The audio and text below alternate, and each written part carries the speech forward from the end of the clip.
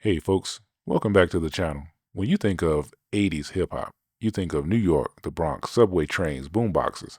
You probably don't think about the Socialist Democratic Republic, East Germany, and its unlikely connection to the film Beat Street.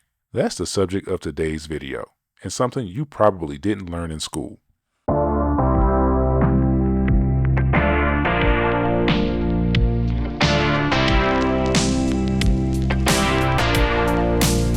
Much of the information in this video will be based on an article by Leonard Schmieding.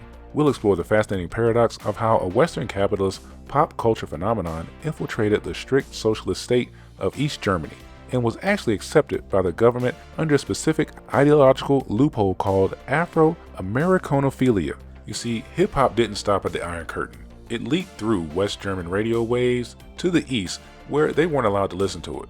There was a turning point, however. The 1984 film Beat Street premiered in East Germany in 1985 and was a massive catalyst. Suddenly, kids in East Berlin and Dresden wanted to be b-boys. The communist government had a long history of sympathizing with African Americans, viewing them as victims of U.S. capitalism and class allies. This gave hip-hop a foot in the door that rock and roll never had.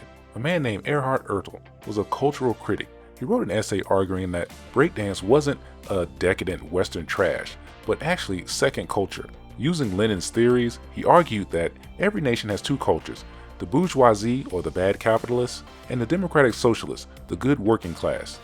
He framed hip-hop as folk culture, a culture of the oppressed American working class. There was a catch. To make this fit, the state stripped hip-hop of its racial context.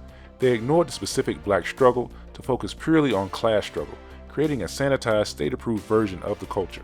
And then they had Lutz Schramm, a host on the state-run youth radio station DT64. His show, Vibrations, was a lifeline.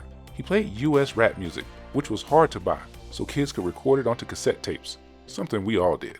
Schramm was a state employee tasked with educating youth against capitalism, but he ended up being the trailblazer for the underground scene. He balanced satisfying the state censors while feeding the hungry hip-hop subculture the beats they needed to survive. The East German youth used hip-hop to mentally escape the GDR. By adopting the dress, slang, and art of the Bronx, they likened themselves to Black Americans. Graffiti was a big part of this. Specifically, a graffiti writer named Simo from Dresden became very popular at the time.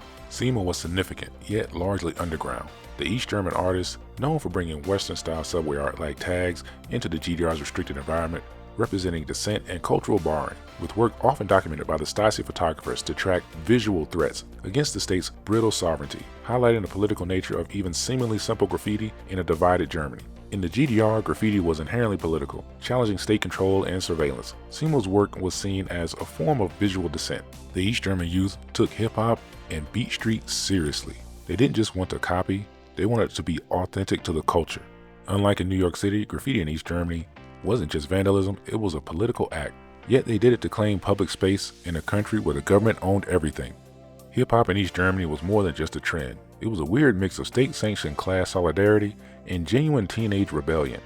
It shows that even a closed border couldn't stop the flow of culture. East German kids used hip-hop to build a second culture of their own, one that allowed them to mentally travel from East Berlin to South Bronx.